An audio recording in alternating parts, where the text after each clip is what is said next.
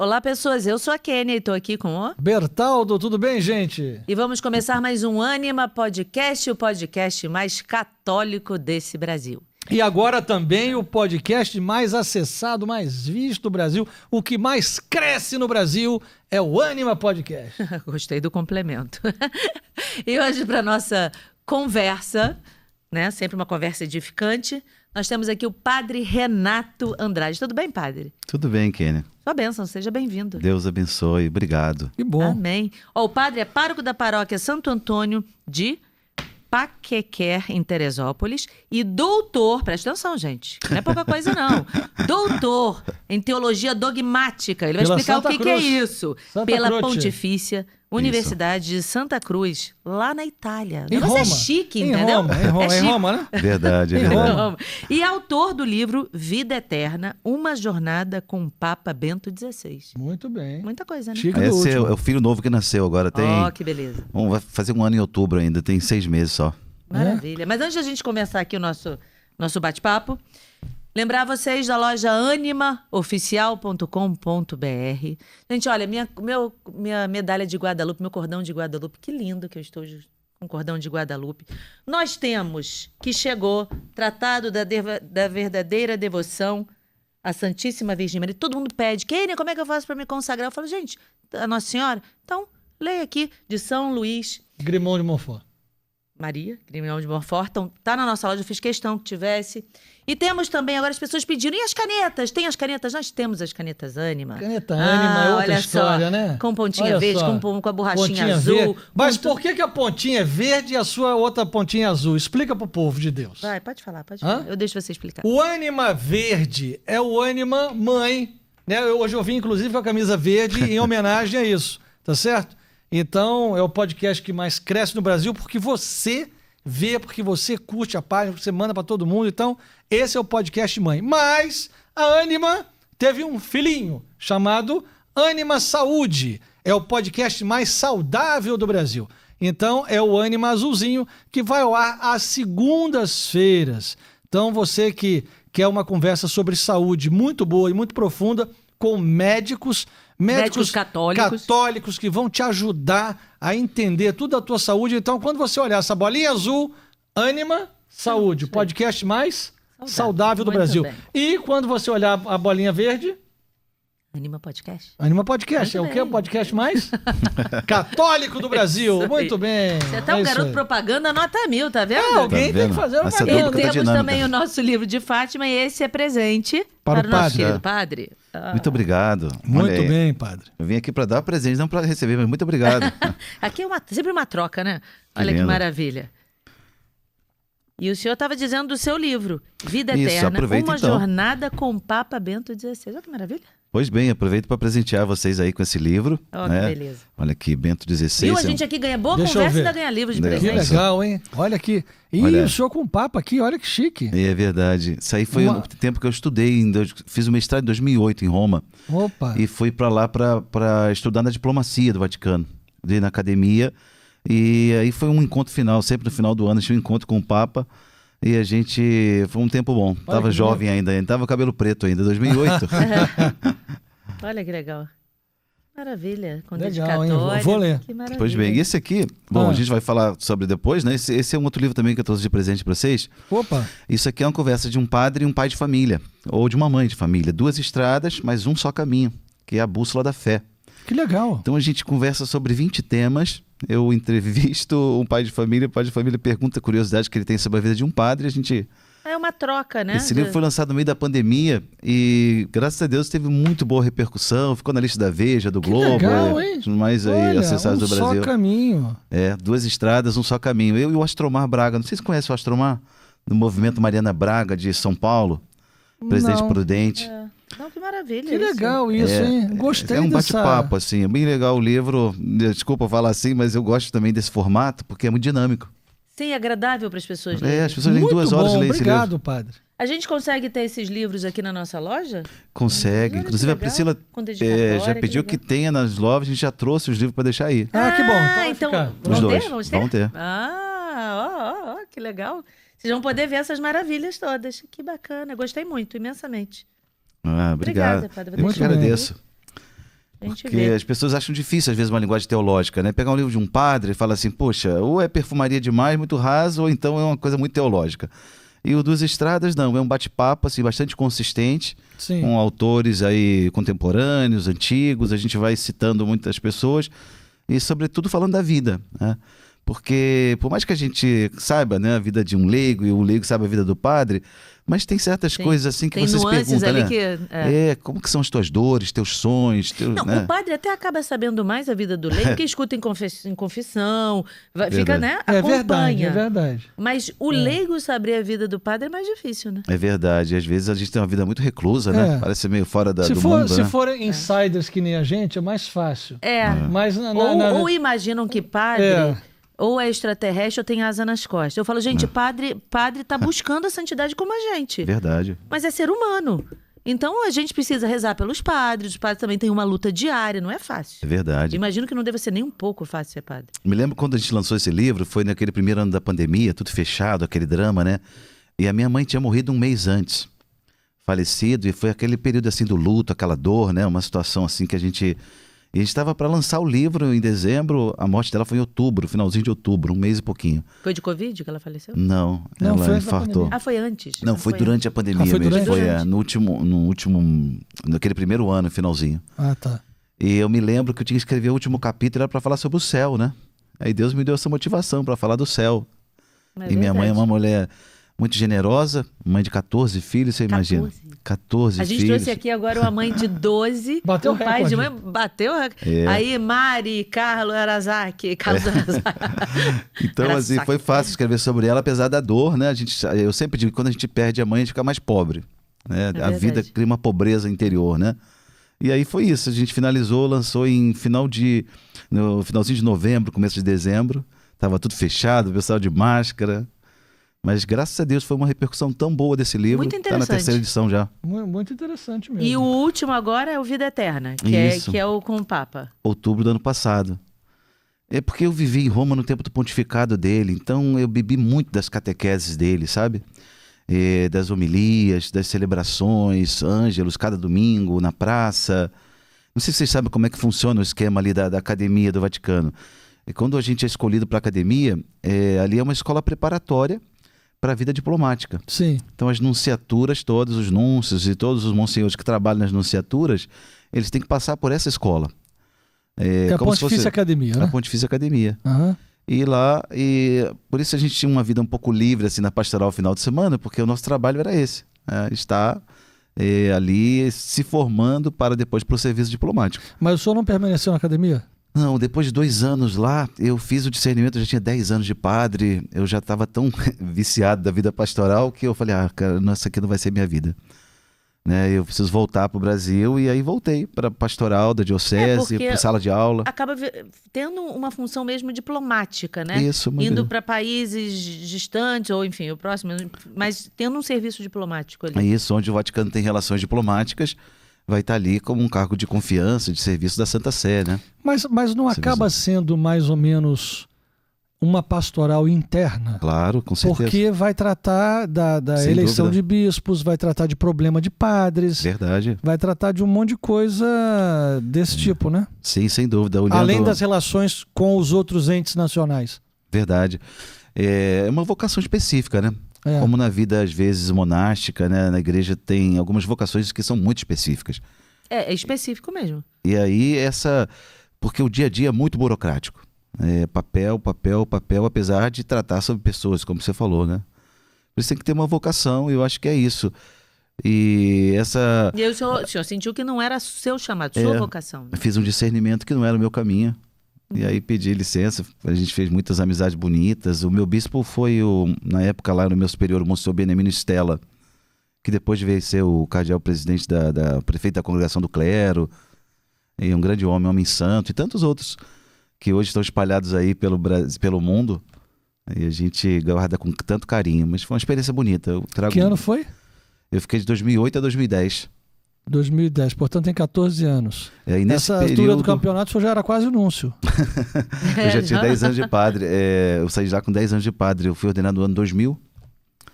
Esse ano já estou com Quantos 24 anos leva o sujeito a começar na academia até chegar a núncio? Em tese. Depende da formação que ele tenha quando entra lá. Eu não tinha, só tinha graduação. Aí entrei para fazer o mestrado, se você faz o doutorado, aí já são 3 anos. E na época eu concluí o mestrado. Sim, mas o cara começa como secretário, vai indo até chegar anúncio, né? Aí depende da designação que ele vá, né? Alguns vão direto para a Secretaria de Estado, trabalham ali mesmo no Vaticano. Tem alguns colegas que estão lá, foram da minha turma, estão atualmente trabalhando. E outros já vão direto para as nunciaturas. Aí depende um pouco da designação que a própria Secretaria de Estado faz. O Secretário de Estado do Vaticano. A Pontifícia Academia está ligada diretamente ao Secretário de Estado. Isso. Ali é um braço da Secretaria de Estado, a escola diplomática. E a ideia para escrever o livro, como é que foi? Do Vida Eterna, uma jornada com... Então, a ideia de escrever o livro, na verdade, tem outros 2 livros desse aí no forno que vão sair em algum momento, não sei qual, né? Talvez uma paixão pelo magistério, pelo teólogo, pelo ser humano Joseph Ratzinger. Ele no início, coitadinho, acho que ele enfrentou uma barra pesada, porque sai Papa João Paulo II, mega carismático, né? Anos de pontificado. Aí entra ele mais fechado, porque era próprio... Gente, eu sempre falava isso para as pessoas, eu falava, gente, o Papa Bento XVI é alemão, ele não tem aquela coisa tão assim, afável, ele era mais contido. Tímido, muito tímido. Exatamente, tímido. Todo mundo que conviveu com ele fala da timidez dele. Sim. Então, era diferente.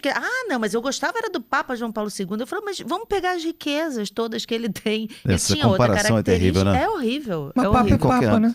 Essa comparação é terrível. Agora, ele é um gigante, né? Foi, né? E vai continuar sendo. Você perguntou da motivação. Motivação é que eu acho e achava sempre um pecado, sabe? Muita gente, né, sei lá, passar essa geração e não ter lido nada dele, entendeu? A ideia é trazer um pouco para a pastoral, apesar de serem temas teológicos, mas trazer para a pastoral temas ligados ao nosso credo, sabe? Ressurreição da carne, purgatório, mas os céu... textos estão na íntegra ou tem assim uma releitura do Senhor nos textos? Tem uma releitura minha. Tá, até para ficar mais fácil para as pessoas entenderem? Isso, sim, não, são uma releitura minha, comentários meus, né? Ousados comentários, né? Comentar Bento XVI é uma tarefa não muito fácil. Mas eu acho que é mais uma atitude de professor, de trazer para os alunos algo mais mastigado, de entendeu? Aproximar e também os fiéis do Papa Bento XVI. E aí eu acho que a grande paixão pela vida e pela obra do Bento, em mim nasceu um pouco durante o pontificado dele, mas especificamente quando ele escreve a Deus Caritas Est. Eu achei assim de uma genialidade dele, Deus é amor, né? Genialidade para conversar, né, com os intelectuais do mundo, né, contemporâneo, sem receio nenhum. Talvez é um dos caras assim que eu, desculpa dizer assim, mas um dos caras mais intelectualmente honestos que eu conheci foi o Bento XVI. Ele começa Deus é amor, por exemplo, citando Nietzsche, que é um cara totalmente avesso ao cristianismo, inimigo da fé nesse sentido todo, né? Ele começa naquele diálogo ali falando do Nietzsche, quando ele fala a questão do amor, né? Que o Nietzsche fazia essa crítica sobre o sexo, sobre o amor, que o cristianismo envenenou o Eros, né? E aí ele dizia, não, o cristianismo não envenenou o Eros. O cristianismo canalizou o Eros para o ágape, né? Então ele vai dialogando, sabe, com uma elegância e uma profundidade. Olha que grandiosidade isso.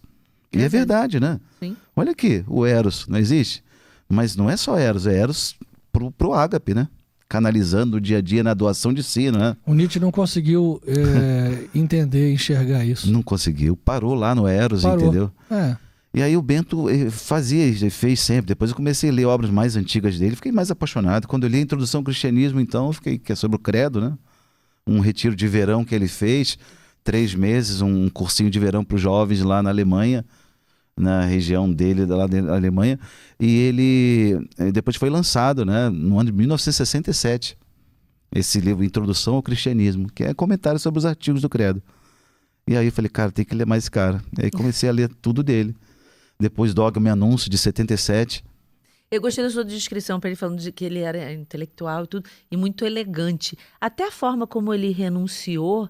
Muito. Nossa, ele lá, os cardeais, ele, então, nós estamos aqui vendo essa pauta, inclusive quero dizer que vou renunciar, me tornarei que no dia emérito. tal a cátedra vai estar vacante. Não, assim, falando como quem diz assim, então vai ter bife, batata frita no almoço e vamos seguir a vida. É verdade. Aí todo mundo ficou assim. Aí foi uma jornalista que ele estava falando, acho que em latim, não era? Em latim. Aí ela, que entendia latim, ela, opa, peraí. Ele falou o quê? O que ele falou? O que ele falou? Acho que nem os cardeais que estavam ali se tocaram muito, porque ele foi tão blasé assim.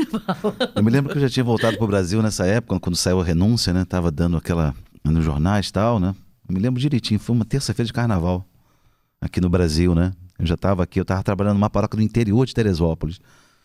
E eu me lembro assim que veio aquele negócio assim, aquele sentimento de orfandade, de perder o pai. Aí eu fui pra capela rezar. Me lembro que vinha aquele choro assim na garganta. Eu falei, meu Deus, eu perdi meu pai. Aquela sensação assim de dizer, meu Deus, o que vai ser da igreja agora? Diante de... Claro que é um momento, né, de a igreja é muito maior do que ele, sem dúvida, de Cristo. Mas ele teve Mas, uma assim, sabedoria, né? Sim, sem Mas dúvida. ao mesmo tempo que ele teve muita sabedoria, ele teve muita humildade. Humildade. Porque você se retirar do cargo, ficar depois recluso, né? Não, isso Gente, isso é incrível. é uma atitude que é uma lição para todos nós, né?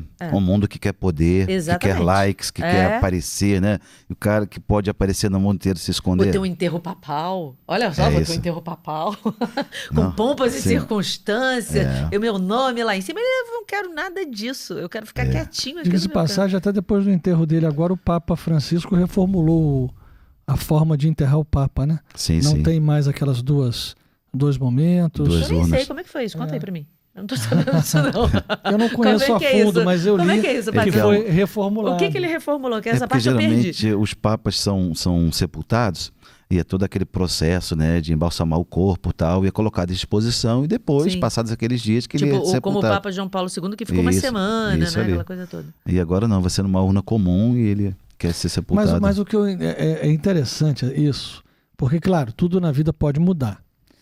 Mas o Papa João Paulo II havia acabado de aprovar uma nova forma de enterrar um Papa. Tá certo? Aí vem o Papa Francisco que muda a forma de enterrar o Papa. Essas coisas disciplinares na igreja estão sempre abertas, né? Isso às vezes é um pároco na igreja que chega Mas e ele muda uma tá coisa. falando dele também. Dele, do enterro dele. Não, ele O tá falando do próximo- dele e do... Não, Ah. aí amanhã elegeu o Papa Joãozinho. O Papa Joãozinho vira e diz assim: olha só, eu quero mudar a forma de enterrar o Pode Papa. mudar, sim, também. Pode. Pronto, aí tá falando Uma do enterro normativa disciplinar é verdade, dele. Né? Pode até ser que seja isso. Mas olha, Ele pode estar falando do enterro dele. o que eu acho interessante, assim, e voltando lá ao assunto do Bento, né, na renúncia dele, a atitude de humildade dele, né, é uma coisa assim gigante para o mundo, né? Foi mesmo. Profética, eu, né? eu concordo E plenamente. inesperada. De uma santidade. Porque Ninguém ele já... imaginaria um Papa renunciar. Exatamente. Você podia certeza. imaginar até, sei lá o quê, a lua virar sol, mas o Papa renunciar, É ninguém verdade. nunca pensava nisso. Ele, na época, tantas coisas se especulou, né? Foi um Foi. pontificado que foi muito polêmico, mas não por ele, porque ele era sempre muito objetivo no que dizia, né? Talvez pelo ódio a ele e pelo ódio à ortodoxia, né? Sim. O ódio à ortodoxia. Na América Latina, todo o problema da teologia da libertação, né? Com as ideologias chamadas as teologias de gênero, né? Então, muita resistência a ele na ortodoxia, porque ele ficou 28 anos do lado de João Paulo II, na Congregação para a Doutrina da Fé. Então, quer dizer, ele teve que barrar... Ele não podia se desdizer, né? Claro, e ele teve que segurar com mão forte, né, o magistério da igreja ali do lado de João Paulo, né? Então as encíclicas de João Paulo, por mais que tenha o personalismo do João Paulo II, que é outra linha filosófica, mas teve a base teológica do Bento, né? Sem dúvida. Quer dizer, ainda era só Ratzinger, ainda não era Bento, Sim. né? Mas eu acho incrível isso. E ele, como a gente estava falando, humildade e uma timidez, assim, uma delicadeza no trato. Eu me lembro do tom da voz dele, assim, falando pessoalmente, né? Eu me lembro Que da cor coisa dos chique, olhos. né? Dá licença. Eu me lembro do tom da voz. Como ele fala. Ah, não, isso é pra poucos, né? Vamos combinar. Mas assim, Adorei com muito isso. carinho, sabe? Com muito carinho mesmo que eu falo isso, assim, com muita, sei lá, modéstia, para dizer que aqueles olhinhos azuis, assim, olhando, perguntando coisas do Brasil, sabe? A primeira vez que eu encontrei, nós éramos um grupo de 29 padres, de 16 países, que era a minha turma lá da escola. 16 países, poxa, ele teria tanta coisa para se recordar de tantos países, né? E até mesmo do Brasil, tinha tanta coisa para ele falar. Ele me perguntou sobre os corais de música em Petrópolis, porque os canarinhos de Petrópolis, que Petrópolis tem essa tradição, né? Sim. Quando eu me apresentei, falei que eu era da Diocese de Petrópolis, e ele falou, lá, ele perguntou pelos canarinhos, lá tem um belo coro de ragazzi, começamos a conversar, e ele foi falando da música, porque é uma paixão dele a música. Talvez se fosse o futebol, eu falaria, né? Como é que tá o Maracanã, não sei o quê. Mas Aí era com o Papa Francisco. Ele pergunta pelo futebol, porque ele adora futebol, gosta muito. E ele teve Mas eu aqui me também, lembro- né? Enquanto cardeal ainda, no curso dos bispos com Dom Eugênio, Sim, teve. né? Lá no Sumaré. Verdade. Então, ele deve ter boas lembranças aqui. Ah, ó, sim, deveria com ter. certeza. Numa outra ocasião, me lembro que quando eu já estava terminando o mestrado, que eu falei que eu tinha lido as obras dele, falei, olha, de 67 até agora, era 2008, né, 2010, falei, eu li tudo que o senhor escreveu dessa área assim, assim, eu peguei tudo. Será que tem uma coisa que eu brinquei um pouco com ele, né? E aí ele falou, mamma mia, ele expressou assim, aquela expressão italiana. Mas eu me lembro das conversas e ele muito tímido sempre. Recolhido, assim. Quem conhecia ele falava exatamente que ele era muito tímido, assim, fechado, tímido. A palavra certa é tímido mesmo. Que muitas pessoas interpretaram como antipático. Eu falo, a gente gente, sofre coitado. A gente que é tímido sofre isso, eu também Os sou muito tímidos tímido. sofrem. É, e ele foi também o Papa que mais corrigiu padres, Sim. né? E isso as pessoas não dizem. Isso ele corrigiu mesmo, afastando, tirando, olhando as coisas que estavam erradas, né? Por causa da função, né, na Congregação para a Doutrina da Fé. A Congregação para a Doutrina da Fé, ela substituiu o antigo Santo Ofício da Inquisição. Então, tudo aquilo que a gente tem de doutrina passa por ali. Eu lanço um livro e etc e tal, uma tese, estou publicando, o bispo daqui vê, esse livro aqui tem algo contra a fé, está se dizendo católico, mas peraí. Padre Renato, você tem que repensar isso aqui. É isso mesmo que você quer escrever? E aí a diocese faz uma advertência, não obedeço. Sei lá, a nunciatura faz uma advertência, vai para a Congregação para a Doutrina da Fé, chama para conversar. Peraí, que história é essa? Aqui não está no âmbito católico. Você quer continuar católico? Então repensa isso, vou te dar um tempo para você repensar e reescrever. Eu não quero permanecer na minha ideia e deixar. Isso serve também para um comportamento de um sacerdote numa paróquia. Serve? Serve para tudo isso, né? Não, aí depende do que a gente está falando. Quando a gente fala da doutrina, a gente está falando do credo em si, da doutrina tá. mesmo, né? Outros um problemas comportamento, disciplinares, talvez Entendi. não, tem um bispo local, né? outras questões disciplinares vão para outras congregações romanas. Entendi. Por exemplo, a congregação do clero. Um padre que deixou o ministério, ele quer ser destituído, né, do estado clerical, voltar ao estado leigo, digamos assim. Aí vai para outra congregação, que é a congregação do clero. Então, problemas disciplinares vão por ali. Entendi. Mas problemas de magistério, de ensino, de escrita, aí vai E que é para... importante, isso é essa organização da Igreja Católica é muito boa, porque é exatamente isso. Como é que você vai saber lá naquela cidadezinha micro, lá longe, que a pessoa está escrevendo um negócio, aquilo foi publicado, ou tem conhecimento? Quem é que avalia que aquilo está dentro da regra ou não, né? Que pode Sim. ser feito, que não pode, dentro da doutrina, dentro não. Saiu do negócio, meu amigo, vem cá, isso aqui não é católico. O que você está escrevendo aqui não é católico. Eu acho que o Espírito de Deus fala na igreja, sabe? Quando a presença dele é a humildade. Se é aquele autor ou aquela pessoa, né? Seja leigo ou padre, quando ele é humilde para reconhecer, peraí, realmente eu errei, o Espírito está falando ali, né? Agora, quando eu resisto à ação do Espírito, eu vou permanecer na minha vaidade. Não, eu tô certo, a igreja que está errada. O senhor conheceu o secretário dele também? Conheci de trato muito... Que era o pouco. prefeito, né? Sim, Da Casa Pontifícia? sim. Georg. A Georg. gente não teve muito contato, não. Eu tive mais contato com o Papa nessas ocasiões que a gente ia visitá-lo.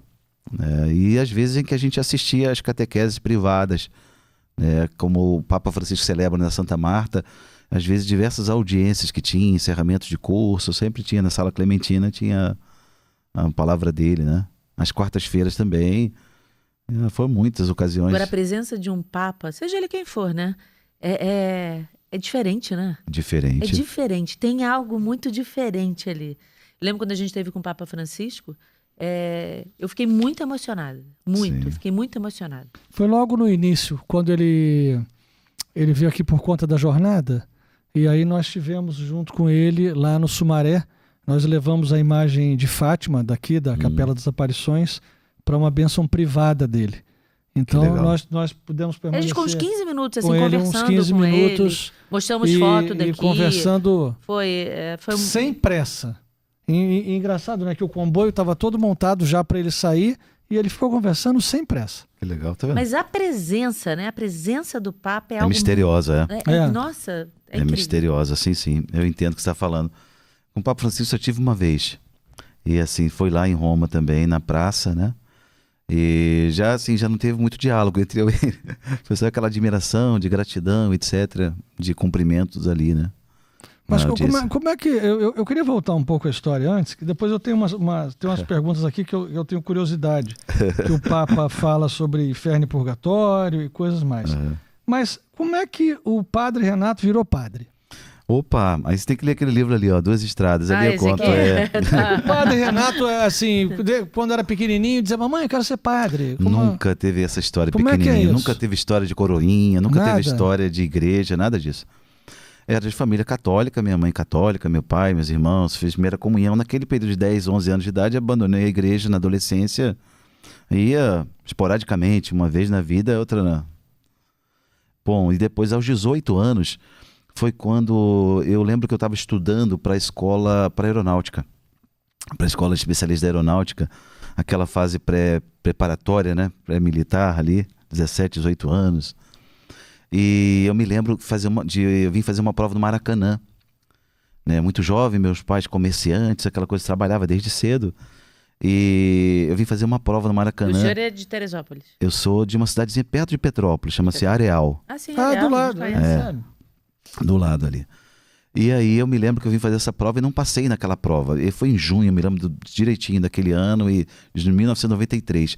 E quando eu fui conferir o gabarito da prova, eu não tinha passado na prova. Tinha estudado tanto, e aí eu fiz uma briga com Deus ali, brigando mesmo. Sabe aquele adolescente rebelde chutando o muro do Maracanã, aquelas colunas imensas, né? Quebrando Descendo o pé. aquela rampa, quebrando o pé. Tá no muro do Maracanã. vai Quebrando quebrar o o pé. Isso mesmo. É. E aí, mal, eu não podia imaginar que 2 meses depois eu iria ser convidado, Deus já estava preparando um plano. Por isso mesmo que não passou na prova. Por isso. É. Para fazer um encontro de jovens que ia mudar toda a minha vida. Aonde foi? Foi lá mesmo, em Secretário. Porque Pertinho imagina, ali. se ele passa na prova, aí já vai outro caminho, nem olha para o grupo de jovem. Não, grupo de Isso. jovem, eu estou me preparando para ir para lá. Então, às vezes, as pessoas recebem uns nãos, assim, dos sonhos traçados e planejados. Verdade. E dão errado e ficam brigam, chutam o muro lá do...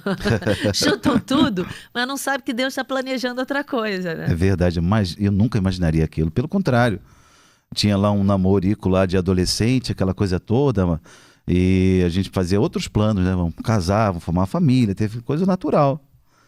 E não foi nada disso.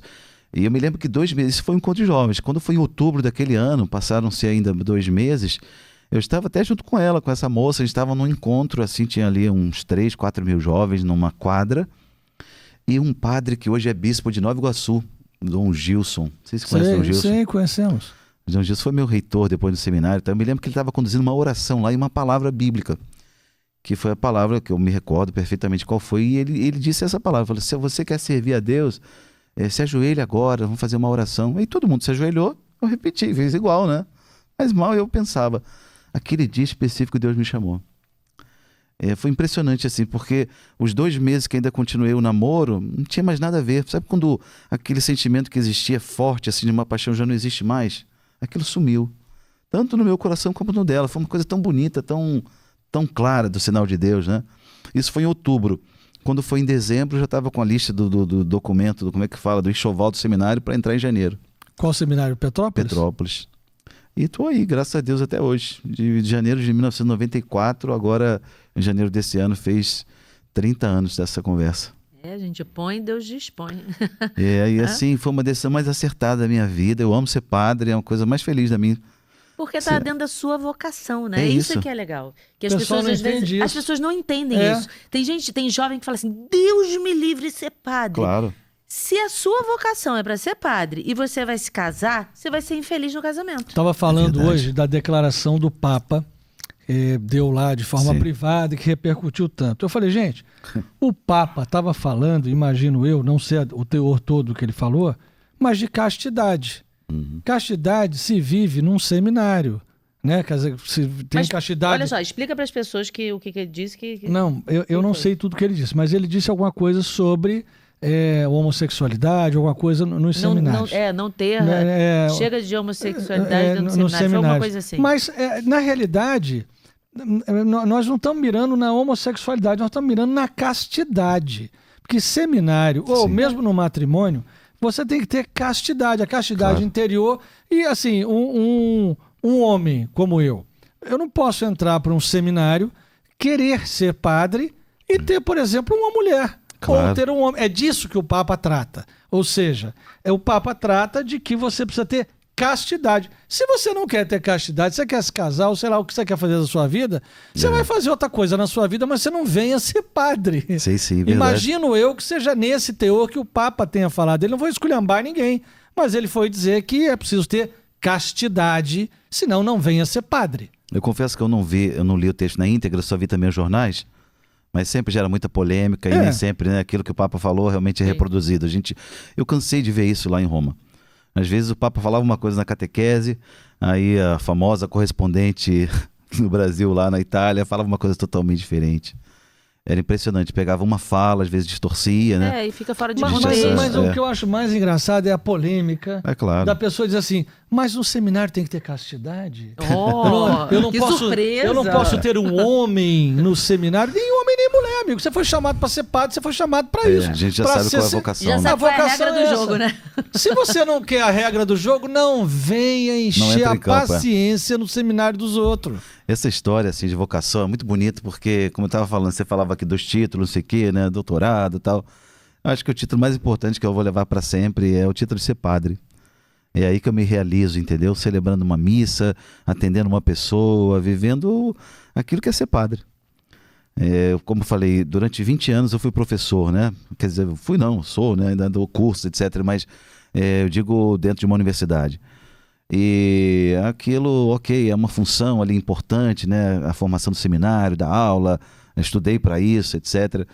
Mas nada substitui aquela realidade da essência da vocação, que é o acompanhamento de uma pessoa, sabe? Quer ver uma vida nascer ali no batismo, quer atender um pecador que chega ali Confissão, arrependido. Isso aí não tem preço. É uma vocação de entendeu? Esse ano, em dezembro, faço 24 anos.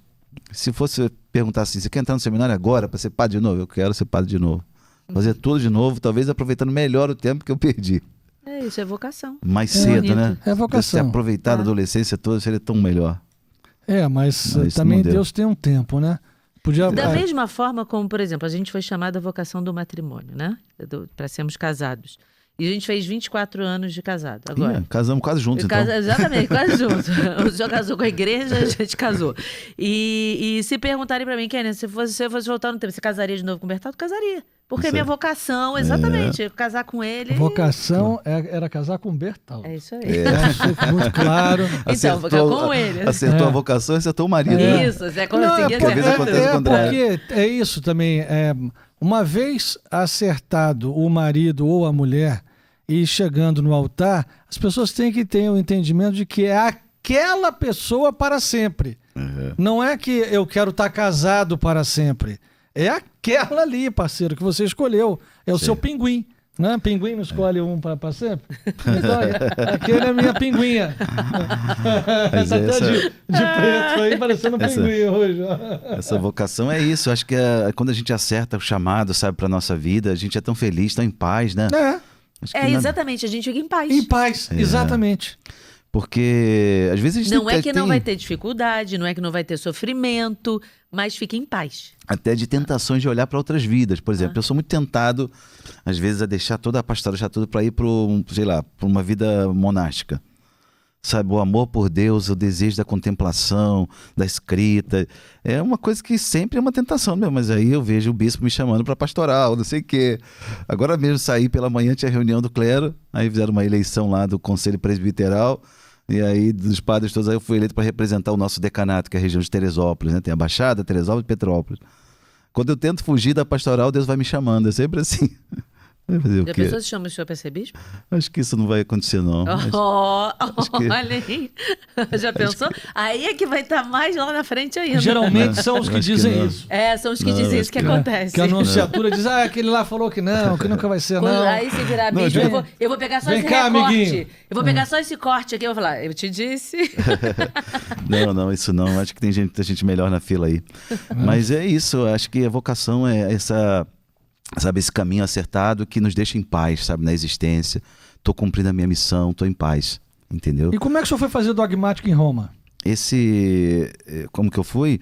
Então, não sei se vocês lembram do Filipe Santoro, que foi nosso Sim, bispo, claro. foi bispo auxiliar aqui Sim, do Rio, sim, né? sim, amigo nosso. Ele era meu bispo na época, que aí ele me chamou. Eu tinha acabado de assumir uma paróquia, estava 6 meses numa paróquia, sabe aquela loucura? 7 anos numa paróquia, assumi outra, começamos um trabalho.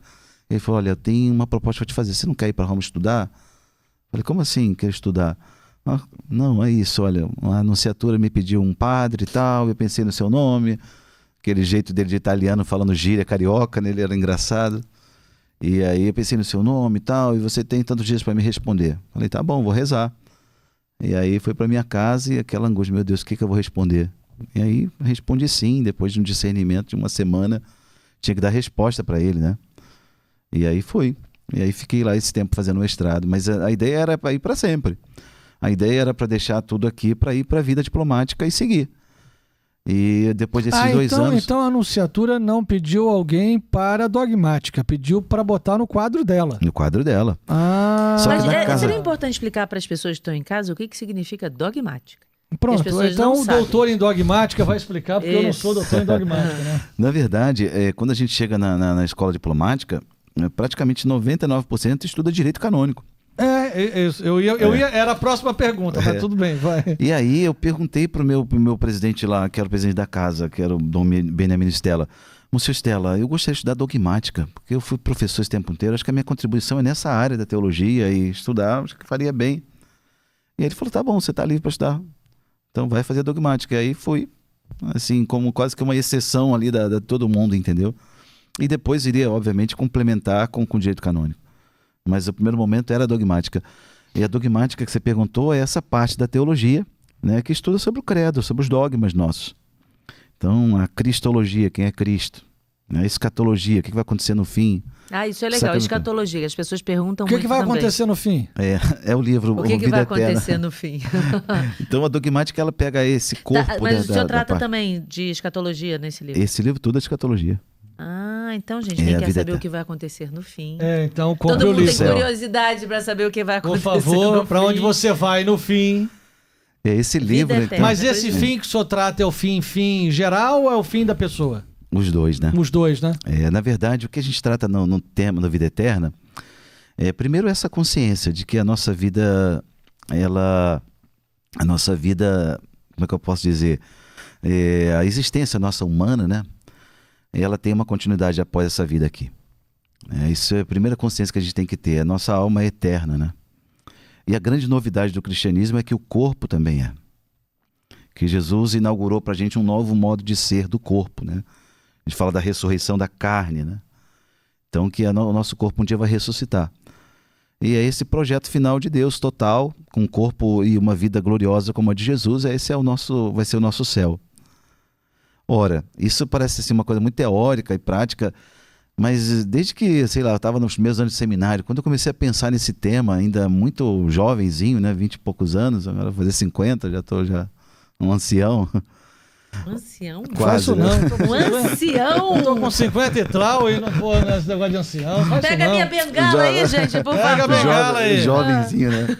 Mas eu me lembro que eu trabalhava depois, 4 anos, acompanhei uma comunidade chamada Jesus Menino, que é uma comunidade que só adota crianças especiais. E eu vi os meninos lá, vi o Gabriel, vi o Antônio Miranda, vi o Rafael. O Rafael, a mãe dele tomou um ácido para abortá-lo, e ele nasceu todo comprometido. Todos lá são com deficiências físicas ou mentais. É uma comunidade que tem em Petrópolis, não sei se vocês conhecem. Não. Conheço. Tem que trazê-lo aqui. Como é que Tony. chama? Comunidade Jesus Menino. Jesus Menino.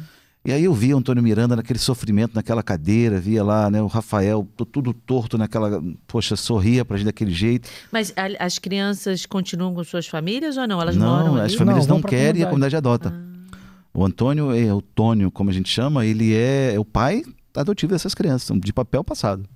Caramba. Todas elas. Quantas crianças tem nessa? Atualmente são 47 ou 48, se não me engano. Caramba. É uma comunidade, é um... E quem toma conta dessas crianças? Quem é que adotou? O pai agora é um casal? Ele é celibatário, um consagrado, e outros consagrados com ele, que ao longo desses 30 e tantos anos, Como eu é não o nome lembro dele? agora. Antônio Tavares. Antônio Tavares. É olha o só. Tônio. E tem também, a comunidade tem profissionais que atuam lá, né? Como psicólogos, enfermeiros, etc. Mas quem cuida das crianças como pai é ele. E ele, Impressionante.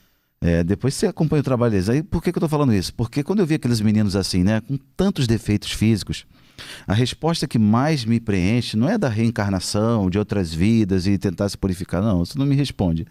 A minha inteligência requer algo mais profundo. A resposta cristã a esses problemas, desafios, por exemplo, como um desse, de uma limitação física, é a ressurreição da carne. Ou seja, aquele menino que está lá, todo comprometido, né, fisicamente falando, a alma dele é perfeita. O corpo, por algum comprometimento na gestação ou de algum acidente de vida, foi comprometido e Deus permitiu aquilo, mas a alma é perfeita. Então, na ressurreição, ele vai ressuscitar como Deus pensou ele, perfeito. Então, quando a gente fala desses temas, a gente está falando de esperança. Então, estudar sobre a escatologia é a primeira consciência que a gente tem que ter, que a nossa vida não acaba no vazio. Essa frase não é minha, essa frase é do Bento, né? É de ter essa consciência que a nossa vida não acaba no vazio.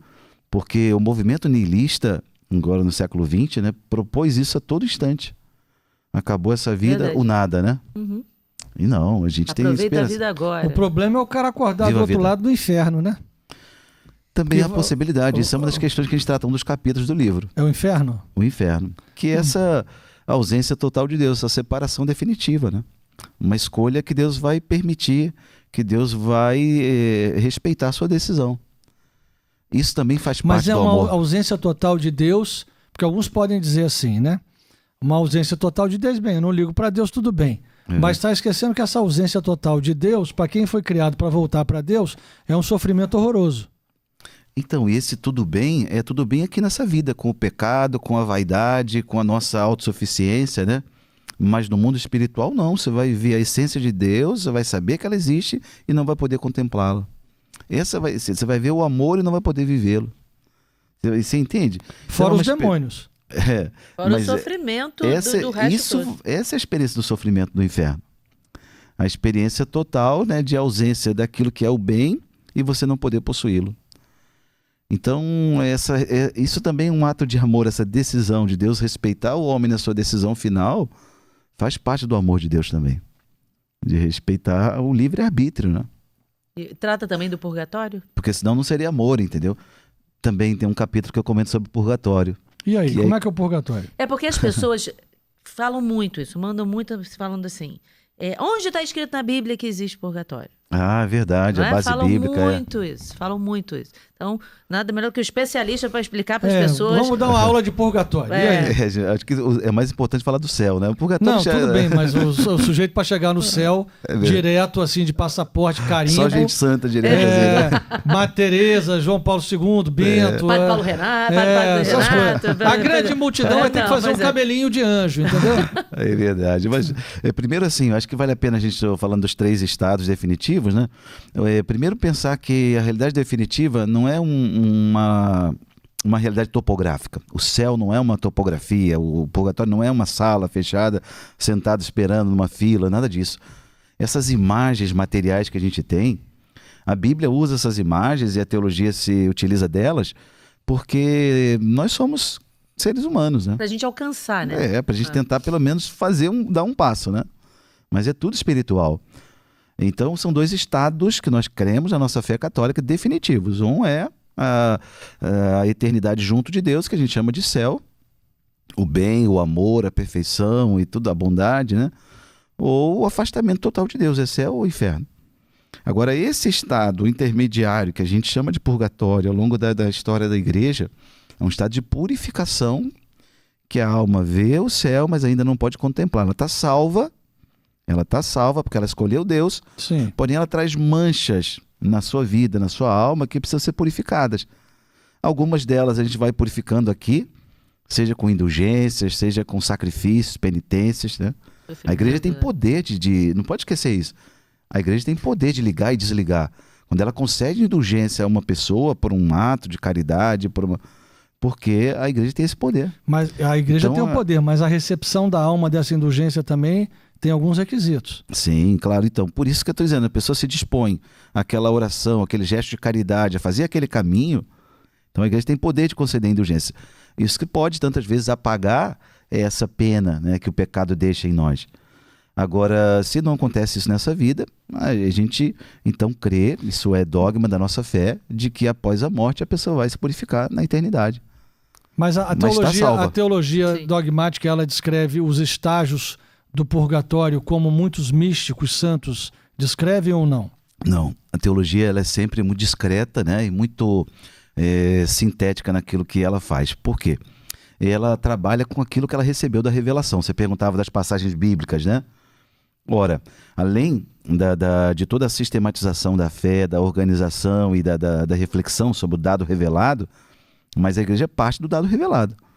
Por exemplo, o livro dos Macabeus, primeiro e segundo livro dos Macabeus, ou São Paulo, quando ele fala da obra, que a obra de cada um vai ser purificada, né?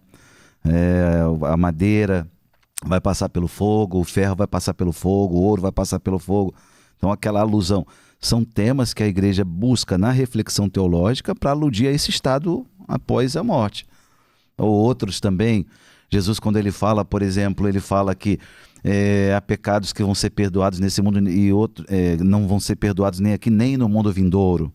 Porque no mundo vindouro vão ter pecados no purgatório que vão ser perdoados. Não, mas o que não for perdoado nem aqui, nem no mundo vindouro, o cara tá no inferno. Sim, mas ele diz assim, o pecado contra o Espírito Santo, por exemplo, né? Digo, a forma de expressar aqui e no mundo vindouro, né? Daí por diante. Então, a gente acredita nesse estado, né? Porque o que acontece com o pecado? O pecado, quando eu roubo o seu relógio, não adianta eu pedir desculpa, Bertaldo, roubei seu relógio. Me desculpa, tá? Eu tenho que devolver seu relógio. O pecado é sempre um ato contra a justiça de Deus, né? Então eu preciso pedir perdão, sim, mas preciso reparar o dano que eu fiz. E isso eu vou fazer, como eu te falei aqui, nessa vida, através de penitências, através de recebendo indulgências, que é perdão, né? Ou na outra vida, através do sufrágio das missas que são oferecidas, de sacrifícios que são oferecidos pelas almas do purgatório. Então, repito, esse dano, né, do pecado, causado pelo pecado, ele precisa ser reparado. Mas, é isso por que exemplo, a gente acredita. A unção dos enfermos tem indulgência plenária? Depende. Depende? Depende. Se o celebrante ele pode conceder. Pode? Pode. Às vezes em casos que sim. Outras vezes... Não é automático. A pessoa recebeu unção... Não. É porque você não sabe que aquela pessoa pode ser em caso que a pessoa está nas últimas ali, sabe? Agonizando. A igreja pode conceder, através do sacerdote celebrante. Isso então, significa, se recebeu indulgência plenária, que aquela pessoa vai direto para o céu. Significa que ela recebeu. A gente não sabe, a gente pede isso, né? Sim, claro. Agora, esse estado definitivo... vai acontecer. Se vai acontecer, a gente só vai saber se a igreja canonizar a pessoa um dia. Então, a gente só tem certeza que uma pessoa está no céu quando a igreja diz. Verdade. Né? Porque tem coisas escondidas na nossa alma que só Deus conhece. Agora, se a igreja disser que uma pessoa foi canonizada... É porque essa pessoa está no céu. Por isso que eu acho muito legal o processo todo de canonização. Porque muito é uma sério. pesquisa, uma coisa séria, que leva anos, que vai lá a fundo. E precisa ser assim. Com certeza. Repito, voltamos lá àquela que é uma das prerrogativas da igreja, né? Ligar e desligar, né? A igreja ligou, está ligado mesmo. Não foi uma historinha que Jesus contou, né? Mas a pessoa também pode ter sido desligada. Pode. E muito tempo depois virem que houve algum tipo de erro e ligarem. Quando a igreja excomunga alguém, você diz a pessoa se arrepender, é isso? Não. Você está se referindo a Padre Cícero, por exemplo. Por exemplo, Padre Cícero. Foi excomungado, anos depois, o Padre Cícero não estava excomungado, não. Eu não sei do processo dele. Teve excomunhão concreta? Canonicamente falando? Não teve sei. Chegou a ter excomunhão. Não sei. Acho que ele só foi afastado. Aí é outra história. Não tem excomunhão. Uma coisa é ser afastado do ministério, porque era questões políticas. Como o Padre Pio. O Padre Pio também foi afastado uma época. Porque às vezes o noticiário diz que uma pessoa foi excomungada, mas não tem nenhuma não tem um decreto de excomunhão, né? De quando a igreja realmente diz algo, nesses temas de fé e de moral, aquilo dali ou tem uma infalibilidade, ou então a gente pode questionar todo o resto. Eu queria entender, eu até tenho uma ideia disso, né? Mas, por exemplo, a própria Madonna, que veio aqui, infelizmente, à cidade do Rio de Janeiro cantar. Nesse exemplo. E ela foi excomungada 3 vezes. Eram por 3 coisas distintas? Não, essa é a mesma história. Mas você foi excomungada uma vez só. É uma vez só. Você não precisa excomungar. Não existe nenhum documento sobre isso. É verdade isso? Eu acho que não. Eu acho que foi tipo, vai estar fora da igreja se continuar agindo. Deve ter alguém ter dito dessa forma. Eu não sei É uma oficial- escolha. Aonde a gente levanta decretos de excomunhão? oficialmente. Que deve ser público. Não tem um cartório sobre isso, Um não. cartório sobre... Não, Rota Romana, não sei, né? Vamos lá Pode consultar ser. quem tá na listinha. Aí você vai chamar o padre José Gomes aqui, vai falar com ele sobre a Rota Romana. Que ele Rota foi Romana. meu professor de direito canônico. É. Mas então é isso. Os temas aí da escatologia, voltando ao nosso tema, que já entramos na Madonna e o papo vai, né? O papo é assim, já conversando, a coisa vai indo. Mas eu acho que é importante a gente pensar Vai nisso. no capeta, vai no céu e vem e volta. Uma coisa que eu chamo a atenção no livro, Bertaldo e Kênia, é assim, que vale a pena para quem está nos assistindo, e eu falo isso em vários lugares. Primeiro é esse gosto do céu, depois assim as imagens que o Bento usa nas obras dele sobre o céu, as imagens bíblicas sobre o céu, né, que o Bento explora muito. Aí a imagem do banquete, é a imagem das núpcias, do amor, né, é a imagem da cidade. 3 imagens, porque, como eu disse, não dá pra gente falar do mundo espiritual, porque a gente não conhece o mundo espiritual, a gente só conhece o mundo material, né? E quando ele fala, por exemplo, da questão do banquete, é porque se tem algo que eternamente vai nos realizar, é o banquete. A comida e a bebida, não só pela nutrição, mas pela convivência, pela celebração, pela festa. O céu é um banquete nesse sentido, entendeu? De uma realização que diz respeito ao corpo e diz respeito à alma. Essas duas realidades da minha natureza humana se realizam num banquete. Repito, seja da nutrição, seja da celebração, né? E o céu, então, é uma das imagens. A outra imagem é a imagem das núpcias, a imagem do amor. Um homem não consegue viver sem amor. Ele pode viver sem sexo, sem amor não. Porque está na essência dele. Então, essa imagem das núpcias, a Sagrada Escritura inteira usa essa imagem para falar da relação de Deus com o homem. Yahvé e o povo de Israel, e depois Cristo e a igreja, e o Apocalipse termina assim, né? O Espírito e a noiva, né? Ora, então essa dimensão do amor, seja da sexualidade, do afeto, né? Seja dessa dimensão toda da reprodução, seja da dimensão mais ampla do amor possível, que é da doação de si. Então o céu vai ser essa experiência de núpcias também. Aí você pergunta, poxa, padre, mas lá no céu eu vou conhecer minha esposa, como é que vai ser? Eu pensei que eu ia ficar livre dela, agora vai ser essa experiência. Isso é uma coisa que eu tenho debatido muito, muito, mas diga, como é que vai ser no Mas céu? debatido como? Explica Eu aí tenho agora. debatido porque eu digo assim, nada, eu não vou contra Jesus, né? Que até a morte o separe e tal. Mas não tem essa história não. No céu, minha filha, vem cá, que a gente era Acabou casado. lá, né? Não acabou não, vamos continuar o negócio aqui. Ele fala pra mim que vai falar com Jesus. Jesus, aí, Jesus, deixa a gente continuar casado aqui no céu. Qual é o problema? Não. Essa história porque o sacramento do matrimônio é um sacramento de serviço, né? Para essa vida. Lá você não vai precisar mais de servir, né? Você vai ser totalmente pleno e realizado na contemplação do mistério de Deus, né? Então essa imagem do céu que a gente tem é uma imagem muito material, né? Essa dimensão da essência do amor, ela vai permanecer eternamente. Mas os serviços do matrimônio não precisa mais disso. São João da Cruz diz que você não vai nem olhar para o lado. Tem um texto no Evangelho em que os saduceus, eles querem apanhar Jesus, né? Os fariseus de um lado, os saduceus do outro, sobre a ressurreição. Lembra desse texto? Uhum. Quando eles falam da questão lá do levirato. Um homem casou com a mulher, só que o homem morreu, aí casa com a segunda mulher. 7 vezes. Aí a só mulher toda casa com o vez. segundo, depois com o terceiro, não sei o quê, né? E na ressurreição, de quem vai ser a mulher? Né? Vai casar com qual marido? De ninguém. Teve 7. E aí ele fala isso, né? Olha, nesse mundo os homens se casam e se dão em casamento, mas no mundo vindouro todos serão como os anjos. Então essa natureza espiritual, que é uma natureza totalmente voltada para Deus, como os anjos. Então nada mais você vai precisar para te realizar. A tua esposa é um caminho para o céu. Uma vez que você chegou no céu, você não vai precisar mais dela. Você vai amá-la na totalidade. Aqui você ama com egoísmo, aqui você, por mais que você se doa por um para o outro, aqui tem o amor que é egoísta, tem o amor que tem limite, tem o amor, entendeu, que lá não. Mas as famílias não se reunirão de novo no céu? Não nesse sentido de reunião aqui, nós conheceremos tudo e todos em Deus, a partir de Deus. Então é um mistério, né, que ninguém sabe, a gente só sabe o que Jesus revelou para a gente. Mas então eu estava dizendo, a segunda imagem é essa das núpcias, a terceira imagem é a imagem da cidade. Porque para os povos antigos, a imagem da cidade era uma imagem do céu. Imagina a barbárie. O que tinha numa cidade antiga? Tinha os muros da proteção, tinha uma organização, né? E aquela segurança de você poder conviver numa família humana, né? Nas cidades. Essa era a imagem do céu, sobretudo de proteção.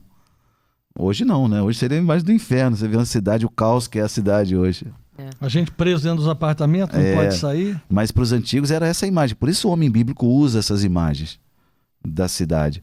E daí por diante, há outras imagens também que são usadas, mas essas três o Ratzinger explora muito nas obras dele e são muito interessantes. Né? Então, o que eu penso que é importante, né? A gente está falando sobre o texto da vida eterna. Eu acho que é conhecer mais, ler a obra para a gente poder estar desejando o céu, né? Sem fugir da terra, sem dispensar o que é terreno, né? Mas viver entre as coisas que passam, como diz a liturgia, com o coração naquelas que não passam, né? Que são as coisas eternas. Sim. E o senhor também tem um curso, não é isso? Que fala sobre os 4 evangelhos, não é? É verdade.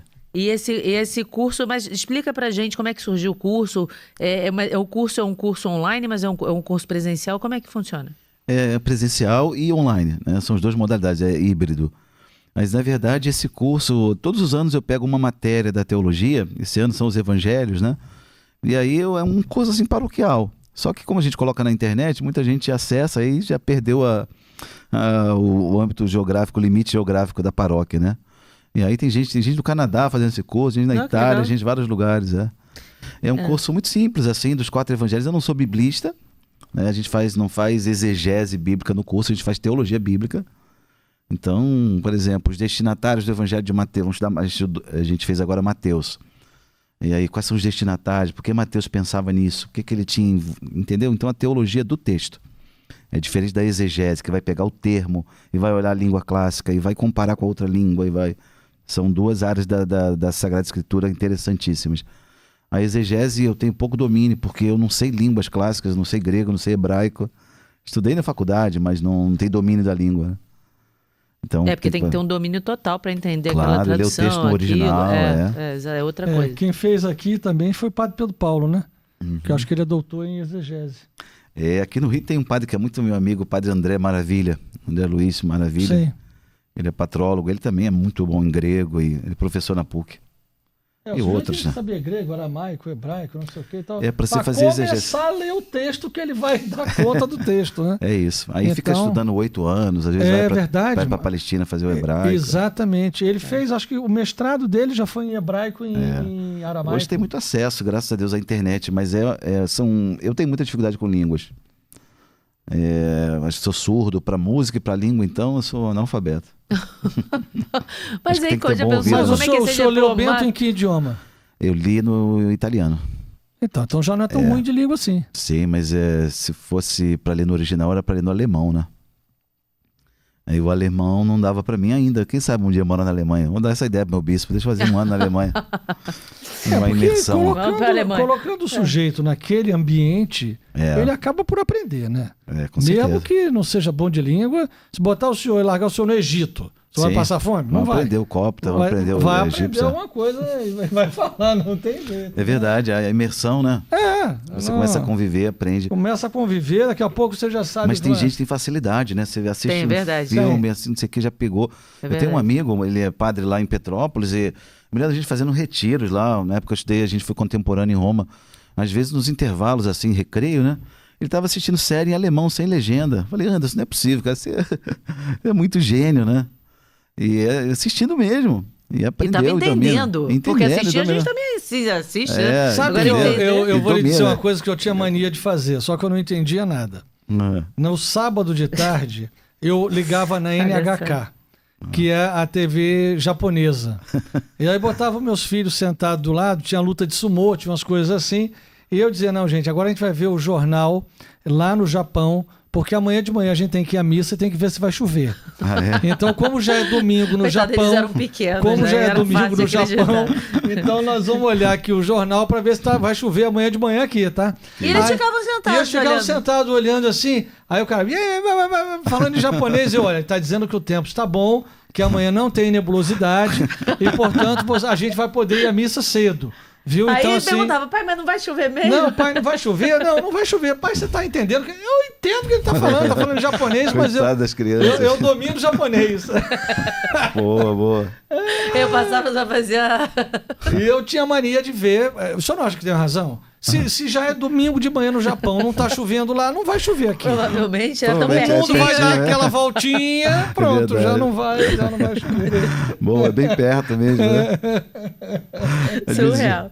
Às vezes a gente sai daqui do Rio, tá mó calor, um sol e tal, começa a subir a serra, já tá chovendo. Pois é, do lado, né? Do Não, lado. bairros vizinhos, a coisa já muda, um tá sol, o outro tá Mas chovendo. eles não Verdade. sabiam disso. Eles É, acreditavam no gente, pai. funcionava. Pra pai com filho funcionava. Funciona. Ficava Tá todo ca- mundo sentadinho olhando o Japão lá, você tava só. Depois de falar arigatô no Não, final. você também falava do trânsito. Ele falava bem do trânsito. Eu falava do trânsito. Ele aí falou, não- vamos ver se vai ter Vai trânsito aqui. ter trânsito, papai amanhã de manhã tem que sair pra trabalhar já lá na segunda. Aí eu botava no domingo à noite. Deixa Já eu ver se... pensou Eu nem que lembrava desse negócio do Tá trânsito. vendo? Tá É vendo? isso mesmo, nem Memórias lembrava. aí, ó. Mulher tem uma memória maravilhosa. É, pois é. verdade. É que eu achava engraçado, né? Coitado das crianças, mas eu achava divertido, eu achava lúdico. E eles ficavam prestando atenção e ele falando essa babosada toda. E eles lá ouvindo. Ô, padre, o que Enfim. mais marcou o senhor nesse seu convívio com o Papa Bento? Como eu falei, eu acho que a honestidade intelectual dele é algo que até hoje mexe comigo. Quando eu penso em ser desonesto intelectualmente, eu penso nele. No sentido assim, muito simples, né? Você vai falar de uma coisa que não é sua. Citar aquilo, sabe? Ser honesto com a pessoa que criou aquilo, ou que falou, né? Não se apropriar de uma honra que não é sua. Frase alheia. Frase alheia, é. A não ser que você não saiba, né? Mas você sabe a fonte, a origem. Ah, mas tal, hoje você tá- mesmo, ó, eu tava falando com uma pessoa e falei pra ela assim, as coincidências são as delicadezas de Deus. Ela me mandou o áudio de volta, nossa, que eu amei essa frase, eu vou passar a usar, porque eu tava mandando um áudio pra ela, aí eu voltei com o áudio pra ela e falei assim, olha só, eu quero dizer que essa frase maravilhosa não é minha, é de um papa que eu esqueci qual papa é. Eu acho que foi Leão XIII. Eu não sei, mas é de um papa e não é minha. Eu falei, eu dei crédito lá, eu falei, mas não sei qual papa foi. Mas é isso, você não... Eu acho que você dá crédito, assim, ele sempre foi acusado, muitas vezes, né, pelos seus inimigos, de um cara que não dialogava com ninguém. E pelo contrário, dos últimos papas que nós tivemos no século XX, foi o cara que mais dialogou com todo mundo mesmo. No âmbito da política, no âmbito das ciências, na academia. Não é porque ele era muito resoluto, assim, muito... Não o era- branco era branco, o preto era preto, Eu acho que ele talvez era por honesto, isso. assim, honesto. Quando eu digo falar e citar o outro e dar o crédito, é o outro que é teu inimigo. Porque você citar o amigo é fácil. Poxa vida, eu gosto muito da Kênia, a pessoa ela falou essa frase e tal, eu vou citá-la. Mas quando você fala alguém que não gosta de você e você cita, você entende? Então, nesse sentido, eu acho que ele é fantástico.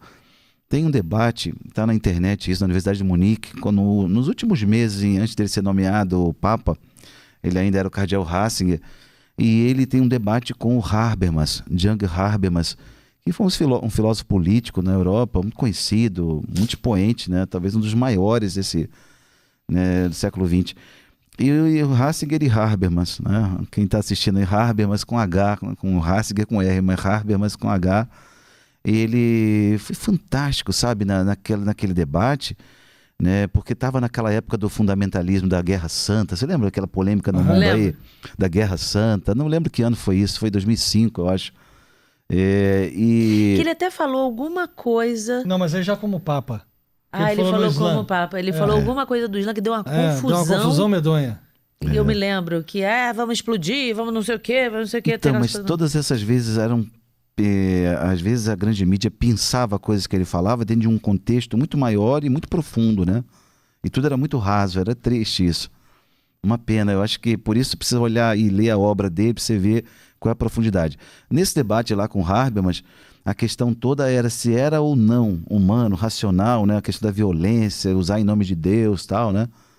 E tem uma frase desse debate que ele fala que é sensacional. Ele falava assim, é um Deus contrário à razão, é contrário à ideia de Deus. E por que ele falava isso? Porque Deus é o Logos, Deus é a razão por excelência. Sabe? Nunca ele vai agir contra a razão que ele próprio é a razão, né? Contra ele próprio. Seria ilógico, entende? E outras situações, né? Eu não tenho documentos sobre isso, mas o que eu sei é que o Habermas, no final da vida, ele pediu para ser batizado, ele era um ateu, né? Pede para ser batizado e se converteu ao cristianismo. Nossa. Ali nasceu uma amizade entre os dois, daquele debate. Porque a humildade dele não era um número, sabe? Vou fazer abaixar a cabeça, pescocinho torto para ficar legalzinho com vocês e fingir que eu sou piedoso. Não, era humildade. Né? Em outros, sei lá, ele ia palestrar numa universidade, não tinha pompa de circunstância. Ele pegava a maletinha dele, chegava lá. Mas quando ele foi falar na Sapienza, em Roma, o cardeal Ratzinger. E ele já era muito famoso pelos livros, etc. Chegou lá uma maletinha e botaram faixas, tal, que era um absurdo. Um teólogo católico, uma universidade pública, não sei o que. Fizeram uma polêmica disso no mundo todo, na Itália e na Europa. Isso foi em que ano? E essa palestra, se eu não me engano, 2005, não me lembro o ano exato. Mas foi ali antes de ser papa. Ainda era o cardeal Ratzinger. E aí, poucos meses depois, ele foi nomeado papa, né? E a mesma fala que não deixaram de falar na Sapiência, foi proibido. Ele não foi, ele Ele não falou. E aí ele falou, com as manifestações todas que tiveram, depois ele falou da janelinha lá no Ângelus. O que ele queria falar aquele dia, né? E foi depois aí teve a publicação. Mas assim, a humildade dele era um fato, era uma vida. Não era uma vestimenta, não era entendeu? Sei lá, a encíclica que mais vendeu no pontificado aí dos últimos papas todos foi a Deus é Amor, por exemplo, a primeira encíclica dele, né? Em tantas línguas, etc. E um homem que foi lido por muita gente e dialogou com muita gente. É impressionante a capacidade de diálogo, de abertura, né? De ouvir o que o outro está falando, sabe? De respeitar o lado do outro e falar com verdade, não é negociar a verdade. E falar, olha, eu acredito que isso aqui é uma caneca, tal, entendeu? Não é para ser simpático com você, eu vou falar, isso aqui é um copinho descartável. Não, isso aqui é uma caneca. E vou respeitar você, gostar do copinho descartável, mas eu tenho uma caneca e essa aqui é as propriedades dessa caneca, eu acredito nisso. E com muita objetividade, sempre ele defendeu a teologia assim. Quem quiser conhecer melhor o pensamento dele, valeria a pena, por exemplo, ler O Último Testamento, que foi uma publicação aí no Brasil com esse título, O Último Testamento de Bento XVI. Que é uma entrevista que ele fez 4 entrevistas para aquele jornalista, o Peter Siebold.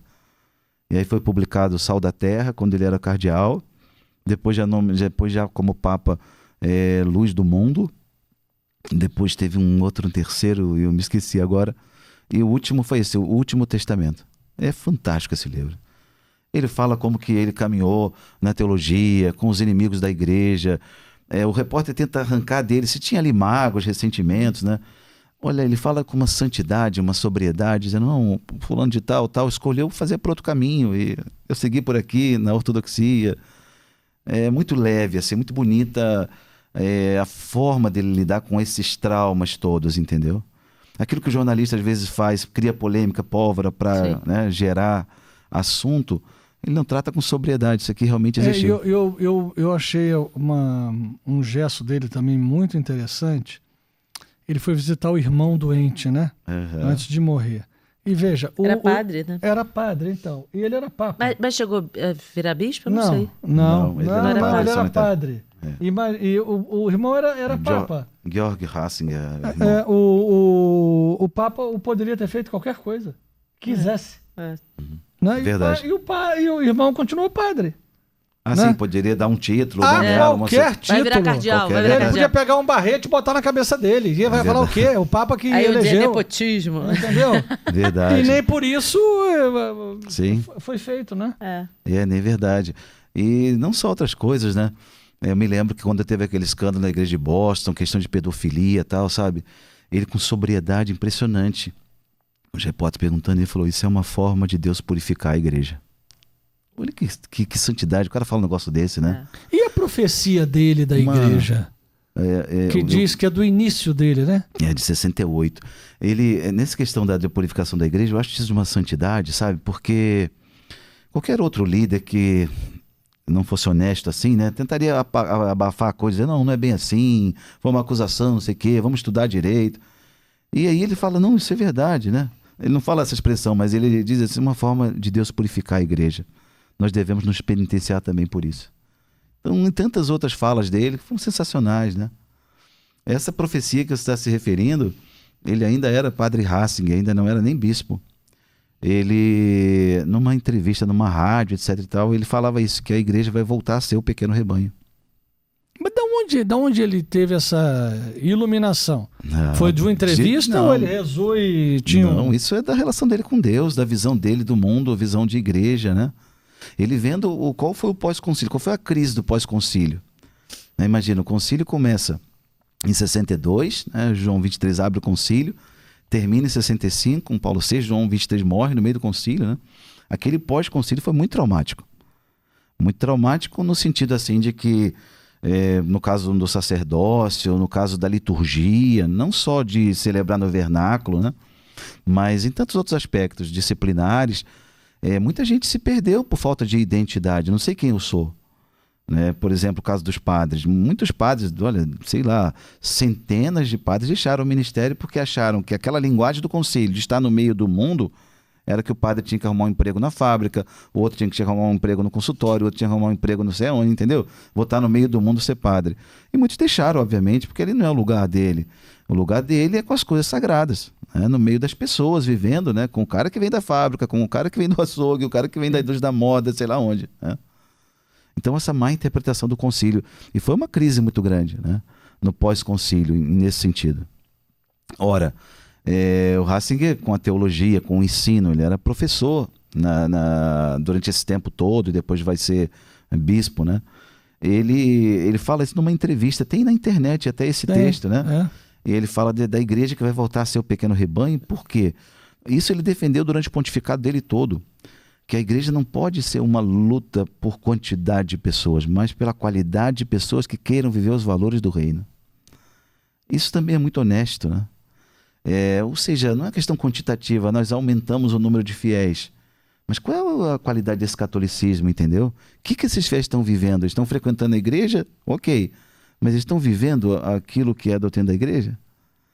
Então, nesse sentido de reconhecer aquilo, eu acho que uma grande inspiração do Espírito Santo, e eu acredito também naquilo que ele acreditava, né? De que nós seremos um pequeno rebanho.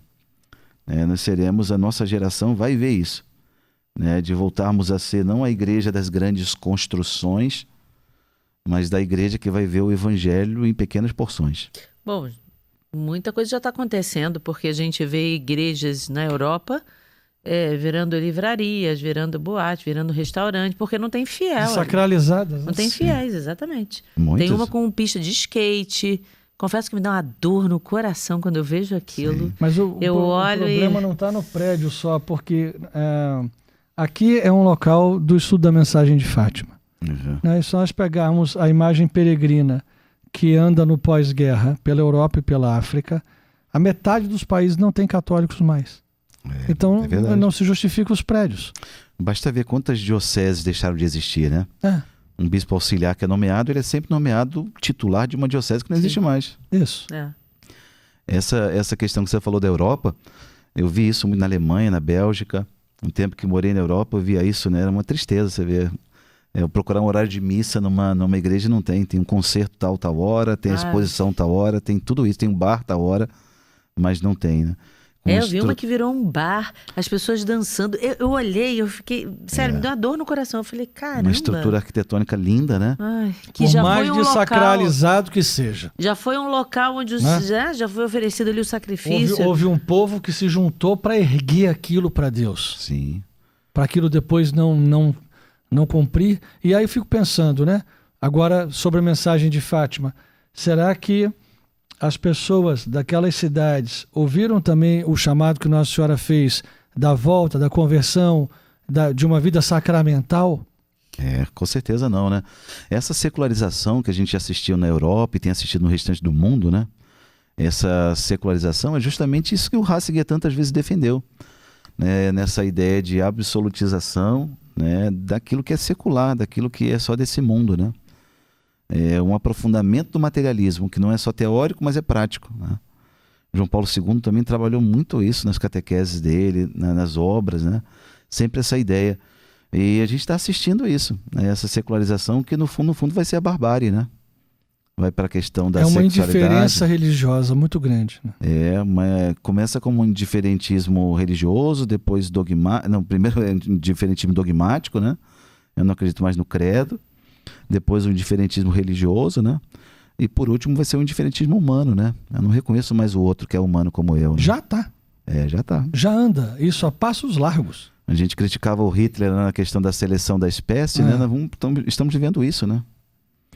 Quando você escolhe quem vai viver, quem vai nascer, Exatamente. Uma nova forma de eugenia, né? Coisa tremenda. Total. Uma outra cena que me fala muito é aquele raio, né? Caiu no Vaticano naquela noite da renúncia. O senhor lembra? Eu me lembro. Aquilo foi forte, né? Eu não me lembro de outra foto de raio caindo em cima do Vaticano. Eu também não lembro, mas chamou atenção, sim.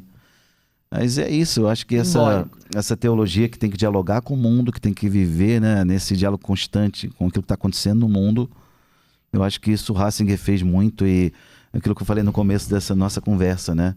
A gente não pode deixar essa geração passar sem ler alguma coisa dele. Eu insistia muito com os alunos na sala de aula, os alunos às vezes do curso de História, dos cursos assim mais polêmicos, né? Cara, você tem que ler a Spe Salvi, a encíclica sobre a esperança. Lê isso, depois a gente conversa. Aqui tem com o Dom Catelã, a cátedra, não é? Ratzinger, não é aqui na PUC, no Rio? Não sei te dizer. Eu sei que o Catelã é um grande estudioso, né? O Dom Catelã, um grande estudioso sobre o Ratzinger. E eu conheço pouco, eu só estive com ele uma vez, num curso uma palestra que ele foi dar num curso que a gente estava fazendo. Gostaria de conversar mais com ele, conhecê-lo pessoalmente. Ele é bispo auxiliar do Rio, né? Sim. Não tive essa oportunidade. Culto, né? Muito culto. E ele teve sempre... Ele deu uma entrevista que ele falou que teve não sei quantas vezes com o Papa Bento. Ele, Papa Bento. Uma das últimas pessoas, talvez, que teve com ele também foi ele, né? Lá em Roma. Valeria a pena, assim, mais, sabe, a gente divulgar isso, como eu falei, por exemplo, da encíclica sobre a esperança, que foi a segunda encíclica do pontificado dele. Ele vai passando pelas correntes filosóficas da história e vai mostrando por que essas correntes filosóficas não responderam aos anseios do homem. Né? Por exemplo, ele vai citando as correntes antigas. Ele vai citando as correntes antigas e as modernas. Ele fala o racionalismo, né? O cartesianismo. Depois ele fala do empirismo, ele vai passando por um, depois passa por Karl Marx, falando da questão política. Essas correntes todas que tentaram dar uma resposta para o homem. Porém, qual foi a falha delas na análise lá da Spe Salvi, da encíclica sobre a esperança? A falha delas foi negar a teologia, negar o pecado original. Não adianta você pensar numa sociedade perfeita, né, dividir tudo para todos, etc. Tal, como queria o Marx, e esquecer que aquele homem que está ali, ele tem uma coisa chamada pecado, o pecado original. Então vai ter um mais egoísta que o outro, vai acumular mais que o outro, e daí por diante. Não vai existir sociedade perfeita nesse mundo nunca. E daí por diante, né, as outras. E aí ele fala uma frase, o Francis Bacon falava que a razão, né, o homem moderno pensava nisso, que a ciência iria redimir o homem, né? O homem agora atingiu, né? O iluminismo pregou isso. E ele fala das várias correntes. E aí o Ratzinger sai com essa frase maravilhosa. Ele diz, não é a ciência que redime o homem. O que redime o homem é o amor. Todas as vezes que o homem faz uma experiência de amor, ele faz uma experiência de redenção. Olha que bonito. Entendeu? Mas, então leva sempre à eternidade esse ponto. E assim, eu acho uma outra coisa também importante dele, é um homem de oração. Sim. Porque o homem sem uma experiência profunda de oração não chega nessa conclusão. Não chega. É porque a gente está falando de uma sabedoria, né? E essa uma sabedoria fruto aí de, como você está dizendo, de oração e com o Espírito Santo ali agindo diretamente. Eu acho que é consequência, sabe, essa ação de Deus na vida dele e na nossa vida também. Eu acho sempre que a graça, aquilo que Santo Tomás dizia, né, supõe a natureza. Né? Quanto mais você for honesto à natureza que Deus criou, sabe, Deus te deu, você vai perceber mais essa ação de Deus. E por isso Santa Teresa falava que a santidade a educação a metade da santidade é a educação, né? Essa santidade passa por aí, né? Então essa dimensão humana nossa, chegar mais próximo do Cristo humano, você está mais perto dessa essência que Deus pensou para você. De quem foi a frase? Metade da santidade e educação? É Santa Teresa d'Ávila, né? Me lembrei agora de Padre Jonas Habib. Quando ela... Me lembrei dele agora. Mas essa frase é dela que ele falava, né? Justamente por isso, porque quando ela trabalha com as freirinhas lá do Carmelo, dos Carmelos, aquilo que ela queria, que ela queria que elas vivessem, né? Tem a história de uma freirinha lá que estava tendo visões, estava falando, passa na cozinha para tu comer um bife, né? Ou seja, vai comer cuida primeiro do teu humano, porque você está aí variando, cuida primeiro da tua humanidade. E aí Deus vai agir nela, né? Nessa natureza que Ele te deu. Então a graça sempre supõe a natureza. Deus não despreza aquilo que Ele criou. Sim. Isso é muito bonito. E por que a gente está falando isso? Justamente por essa questão do Ratzinger, da ação de Deus na vida dele. Eu acho que é isso, desse jeito. Talvez não carismático na comparação com outros, que eu acho que é triste, né? Mas dessa genialidade de colocar os dons dele a serviço, né? Poxa, a contribuição dele, se não for, sei lá, se a gente pensar na teologia hoje, seja os leigos, os padres do mundo todo que conheceram a obra do Ratzinger, a pessoa só não lê as obras dele por alguma questão ideológica. Como eu falei, na América Latina aqui, as editoras tinham resistência de publicar as coisas dele, né? Depois do pontificado até publicaram pela questão econômica, né? Porque lucravam muito com isso. Mas fora disso, não tinha interesse de publicar nas universidades? Para quê? Nós temos algumas coisas, mas a partir desse podcast eu vou começar a reunir mais obras dele aqui para o nosso centro de estudos. Por favor. Porque também ele foi quem mais escreveu sobre Fátima. Até porque ele já fala sobre o comentário da terceira parte do Segredo. É ele que faz, ainda enquanto cardeal. Depois, as visitas que ele fez ao santuário e o que ele falou sobre os pastorinhos. Então, e o centenário. Lúcia também. Há muita coisa importante que ele escreveu sobre Fátima, além de todo o restante. Então, eu vou começar a reunir. A gente, graças a Deus, na biblioteca, que foi doada aqui por Dom Edson, Dom Edson está aqui conosco, né? Dom Edson de Castro Homem. Então, nós temos 5.000 exemplares e vamos colocar mais esses aí. Que legal. Começar a catar tudo que tem do Papa Bento. Vale a pena, acho que insistir com isso, num tempo de tanta confusão, né? Teológica, doutrinária, de tanta dúvida. Olhar para o lugar certo, sabe? Seguro, olhar para a né? doutrina ortodoxa é seguro. É né? seguro. E aí, em coisas da fé, assim, a gente não pode titubear, sabe? Não. Na pastoral, a gente acolhe a pessoa, né? E às vezes ela está num erro grande e você tem que acolher. Aquilo que o Papa Francisco também tem falado tanto, né? Acolher. Não ficar na pastoral da alfândega, que fica ali só cobrando, né? Nada disso. Acolher esse irmão que está ali. Mas você tem que dar um alimento seguro para ele. Isso aqui é nutritivo para você. A gente fala sempre sobre esse nosso livro de Fátima, porque há muita bobagem escrita sobre Fátima. Muita especulação. Muita bobagem. Uma bobagem que é uma atrás da outra. Isso é uma fonte segura. Por quê? Fátima tem 2 fontes primárias, né? A documentação crítica e as memórias de Lúcia. Isso saiu de lá. Pronto. Então, assim, saiu da fonte primária. Não tem erro. Não tem como você não entender, embora seja um livro... Sem invencionice. É um livro muito de entrada. É para qualquer um poder ler. Não precisa ser doutor em dogmática para ler o livro. Pelo contrário. Até para despertar nas pessoas a vontade do conhecimento. É um primeiríssimo passo, mas que já é bem relevante. Porque Nossa Senhora manda que você reze o terço todos os dias. Então, ao rezar o terço, que também é um primeiro passo, se pode chegar a uma teologia muito profunda. Sim, verdade. Né? Então, Fátima, digamos, de A a Z no catecismo da Igreja Católica. Bacana, vou ler, eu não conhecia. Globo Livros, que bacana. Porque as pessoas, inclusive, elas... que acontece? Já me perguntaram, mas por que, já que tem o livro das memórias da irmã Lúcia, tem toda a parte crítica, a documentação crítica, mas... Aí, como é que a irmã Lúcia começou a escrever o livro de Fátima? Ela recebeu uma carta com uma foto da Jacinta sendo exumada. Aí ela respondeu pro bispo, o bispo mandou para ela. Aí ela respondeu pro bispo, que gracinha, minha prima ela era tão assim, assada. Aí o bispo gostou, opa, escreve mais. Aí, escreve agora sobre Francisco. Ela pegou lá e escreveu sobre Francisco e mandou pro bispo. Aí, bispo, agora escreve sobre... Ele foi pedindo. Eles editaram o livro da Memórias da Irmã Lúcia conforme ela foi mandando. Não tinha uma ordem cronológica. Eu só leio em flashback. Então, se eu ler aqui um primeiro capítulo que fala da Jacinta, quando vai no Francisco, tem itens aqui que são desses aqui também. Porque foi conforme ela foi dizendo, pois são as memórias dela. E, além disso, é uma linguagem de uma senhora portuguesa que já complica mais um pouco para entender tudo, até mesmo a linguagem. Então, peraí, vamos botar em ordem cronológica, vamos acrescentar dados seguros que estão na documentação crítica e outras fontes seguras. Vamos colocar no português do Brasil, para as pessoas sem mudar sentido de nenhuma palavra. E aí você consegue dar uma cronologia para a pessoa entender aqui no Brasil. Pronto, aí resolveu. Tem uma primeira, não que a nossa seja o primeiro, né? Mas há uma fonte segura depois das memórias da Lúcia. Sem invencionice. Sem invencionice de nada. Que é importante. Que legal. E sem ter os pontos fundamentais. Aí tem os pontos fundamentais.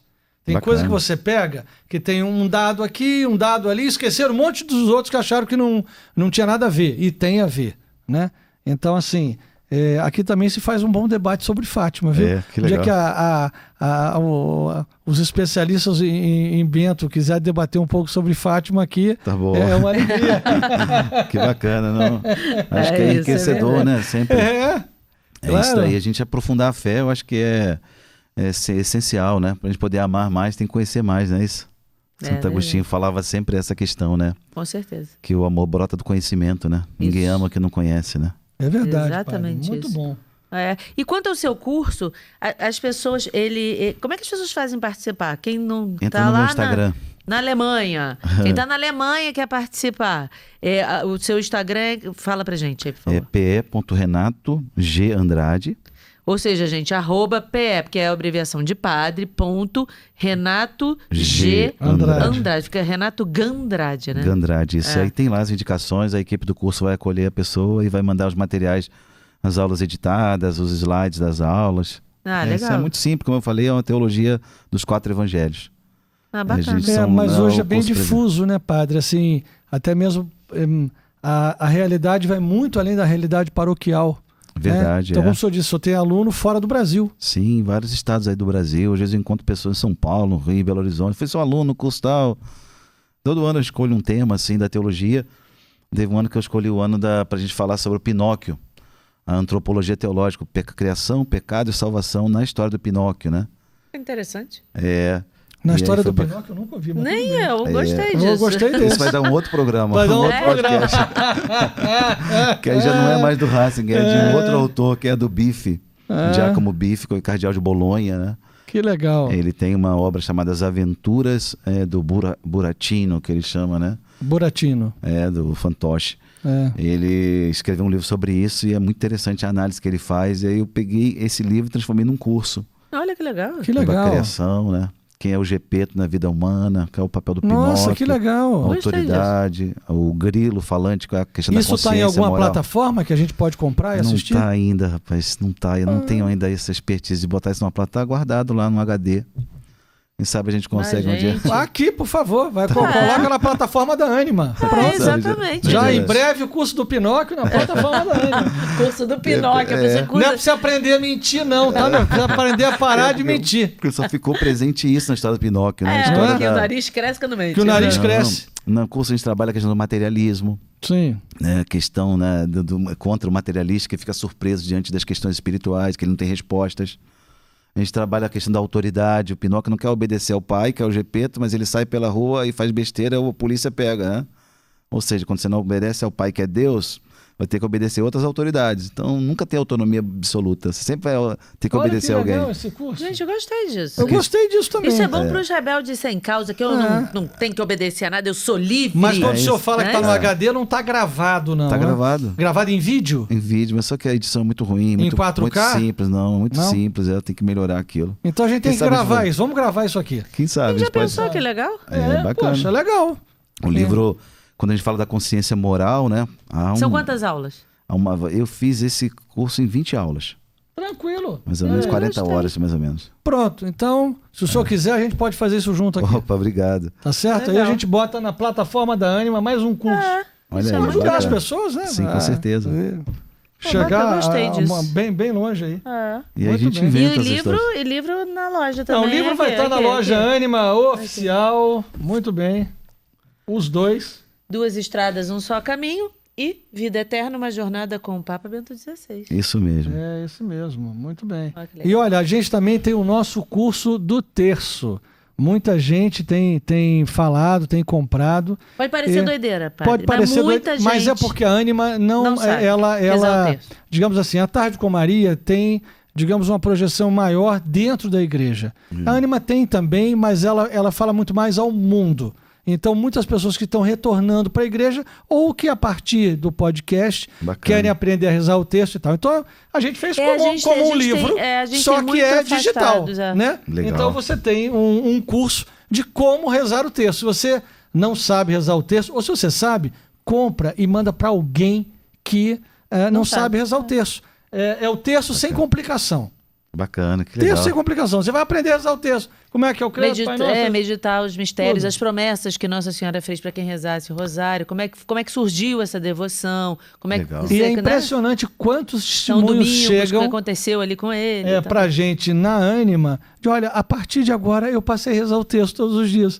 Eu não sabia rezar o texto, muito Olha, obrigado. que bonito, e que é mais barato que um apostolado, né? livro. Com certeza. E chega aí pra você na mesma hora, então tem até o QR Code ali, tá ali o código. Que chique, tem o quê? O QR Code. Ah, tá bom. Eu acabei de escrever agora o prefácio de um livro do padre Marlon Múcio com a irmã Zélia. Ah, Aquele ele fofo teve teve aqui. aqui. Teve aqui? Teve. Ah, ele é um Maravilha. querido, Ele gente. Ele escreveu Padre um Marlon livro é... sobre a novena da gravidez, em honra à gravidez de Nossa Senhora, que é uma novena miraculosa, né? Eu mesmo tenho vários testemunhos de mulheres que não conseguem engravidar e começam a fazer aquela novena e engravida. Às Ih, vezes, temos que ter... Como é o nome? Qual é o título do livro? ainda não está publicado. Eu entreguei para eles, deve ter uns 20 dias, 3 semanas. A irmã Zélia tá devendo vir aqui. Em honra da gravidez de Nossa Senhora. É. Muitas mulheres vêm aqui à Capela das Aparições e no final da missa a gente chama as mulheres grávidas ou as que querem engravidar. E Ótimo. muitas voltam aqui com os filhos nos Olha braços. É bonito. Essa novena, Kênia, ela está É uma disponível novena. na internet. E eles escreveram um livro colhendo os testemunhos e falando da história da novena. Foi o Padre Marlon que compôs a novena. E tem a novena lá também. Tem no livro. Mas quem então. ainda não tiver o livro, né, até ele ser publicado, deve ser por agora, em junho ou julho. Tem a novena. A novena já existe. A irmã Zélia tem um vídeo inteiro sobre essa novena. E a gente precisa botar A Zélia é muito muito cristão querida, vocês bom. têm- no mundo. Você conhece a Zélia, né? ela até me convidou para ir no programa dela, mas acabou que não deu, não consegui, é questão de data, não sei o quê. E eu falei, mas a senhora tem que ir lá no podcast também. Então a gente tá se devendo. ela- ela vai vir Ela aqui. é. Ela tem um apelido de madrinha do Brasil. Todo lugar que ela chega tem ela é apelido. madrinha. tem afilhado, exatamente. A Adriana Arides diz Adriana, minha madrinha. Madrinha, muito querida. É. Fiz uma missão com a Zélia agora em fevereiro. A gente foi ao Canadá e aos Estados Unidos. E a gente pregou 2 retiros juntos. Foi a terceira experiência nossa. E há mais de 10 anos a gente prega retiro junto aqui no Brasil. Retiro para casais, para famílias, eu e a Ah, que Zélia. legal. Ela é muito minha amiga, uma pessoa muito querida. Então o senhor já Deus. fica intercedendo com ela. Ó, o pessoal tá te chamando lá no Vou podcast, falar, cadê? pode deixar. Ela tem que vir aqui. Vou falar com ela. Nunca veio uma freira aqui, gente. Sério. Diga ela que ela vai Ela inaugurar. tem que ser a madrinha das freiras que vão vir ao podcast. Ela vem muito pouco pro Rio de Janeiro, é verdade. A agenda dela é um negócio complicadíssimo, porque ela já faz uma agenda pro ano inteiro, mas um ano mesmo. Se você pegar, ela publica isso. Tem um livro dela chamado Planejamento Espiritual, que tem as metas de oração, né? E ela já tem a agenda do ano, onde ela vai estar no Brasil ou no mundo. Pra agenda dela agora só Ela é muito 2025. ativa, né? Muito. Ó, se não marcar agora, nem 25 não vem. Verdade. Tem que Não é? ela agora em agosto que ela começa a preparar a agenda. Planejar. E aí, agosto, setembro, ela Ó, o fecha a senhor vai ser agenda. nosso intercessor. Tá igual o Frei Gilson, só pra marcar, só pra 2030. Porque todo mundo quer, né? O padre Renato vai ser nosso intercessor. Olha aí, tá vendo? Já vou dar curso de intercessor. Vai ser intercessor e vai tudo. ter o curso Ó, o na senhor vem Anima. aqui cheio de diplomacia, mas missão. O senhor já É. vem aqui cheio de missão. Tá bom, vai ser um prazer. A gente Muito vai bem. estar junto. E a turma aí que gosta da Anima, se inscreva no canal, por gentileza. Ó, no Isso. verdinho aqui ou no azulzinho, tanto faz. É o mesmo canal, né? Isso, é isso aí. Se Pessoal, inscreva tem no que se canal. inscrever, gente. Deixa o like, compartilhe este episódio Não, para você que tem que outras ser um pessoas... missionário. Você precisa ser um missionário no mundo hoje. E um programa tão edificante desse do padre, que falou tanta coisa importante do Papa Bento, pega esse programa e manda para todo mundo. É isso É uma aí. missão, isso não é brincadeira, vai disseminando coisa É uma missão boa, né? de salvar almas. Com certeza. Tanto conteúdo ruim, né, que a gente vê por aí. Vamos botar Não coisa é? boa pra frente. Quanta coisa ruim se partilha. É verdade. Às vezes a gente espalha tanta coisa que é inútil, né? Inútil. é isso aí. Às vezes Pelo não- contrário, só ajuda o capeta. às vezes Então é- vamos fazer um negócio, vamos ajudar a Nossa Senhora na salvação das pessoas. Você tem a missão de compartilhar para 1000 pessoas esse podcast. Opa, 1000? Tem gente que nem tem 1000 quando Tem aí, o pessoal hoje tem muita gente, você tá por fora. É verdade, tá É certo. verdade. E eu agradecer o pessoal também do Deezer, do Spotify, do Amazon Prime, todo mundo que nos escuta, que nos segue, muitíssimo obrigada.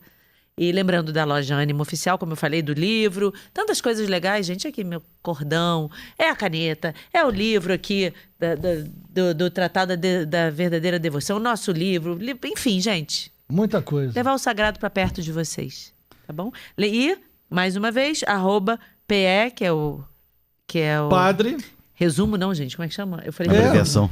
Abreviação, obrigada. Abreviação de padre, PE.Renato G. Andrade. mas vai estar aí também escrito, fica tranquilo que você É vai isso conseguir. Não tem problema, não você acha o Eles padre. podem se falar por lá, manda mensagem pelo Pode. direct. Não prometo responder rápido, porque às vezes tem muita atividade, mas a gente responde, todo mundo. Muito bem. E E o tá igual a padre- gente demora mais E o respondendo. padre vai nos dar uma bênção final Isso, agora. pra E nós essa aqui, bênção quem vai tá em casa. para quem compartilhar o programa, tá, Ah, gente? especialmente. Especialmente para quem compartilhar o programa, vai a bênção, tá? Tá bom, com alegria, gente. Vamos lá, obrigado primeiro pelo convite aí de vocês, tá, de estar aqui, né, quem está em casa nos acompanhando, que espero que essa nossa conversa sirva de estímulo para muita gente conhecer mais a fé, né? Não só o Bento, mas conhecer a fé e cada vez amar mais o Cristo, né, que nós seguimos, não é verdade? E fica aí o convite também para visitar lá Santo Antônio, Teresópolis. verdade. Chegando em Teresópolis, verdade. ali. Santo Tem uma Antônio feirinha de Pacaqué. artesanato logo na chegada da cidade. Ó, ainda dá pra ir na Que- feirinha de artesanato. Já a faz mulherada tudo. fica doida lá com a feirinha, com a gastronomia ali É perto daquela casa portuguesa, não? perto. A gente não. teve lá com o nosso senhor, não tem? Não, você está falando da casa lá da igreja de Santa Teresa. Não, a minha paróquia é lá chegada. Chegou em Teresópolis é a primeira, Santo Antônio. Ah, tá bom. À esquerda ali. Lembra da feirinha? Você vai lembrar. Tem a Granja Comaria ali pertinho da Seleção Brasileira. É tudo no mesmo bairro, né? Chegada, legal. é o bairro do Alto. Bairro do Alto. Muita gente que é do Rio que vai para lá no final de semana, que às vezes vai para almoçar lá, que tem uma gastronomia muito variada ali no verdade. Sim, centro. ele é muito E é agradável. perto, né? É pertinho. É. Mas é isso. Fica aí o convite, Igreja de Santo Antônio, tá bom? E obrigado pelo convite mais uma vez aos A dois. gente que agradece. Tá? O Senhor esteja convosco. Ele Ele Está no está meio no de meio nós. de nós. Por intercessão de Nossa Senhora de Fátima, desça sobre vós a bênção do Deus Todo-Poderoso, Pai e Filho e Espírito Santo. Amém. Amém. Amém. Muito obrigado. Obrigada, padre. Que Gente, um beijo grande. viu? Obrigado. Deus abençoe. Podcast que mais cresce no Brasil. Tchau, gente. Tchau, gente. Valeu.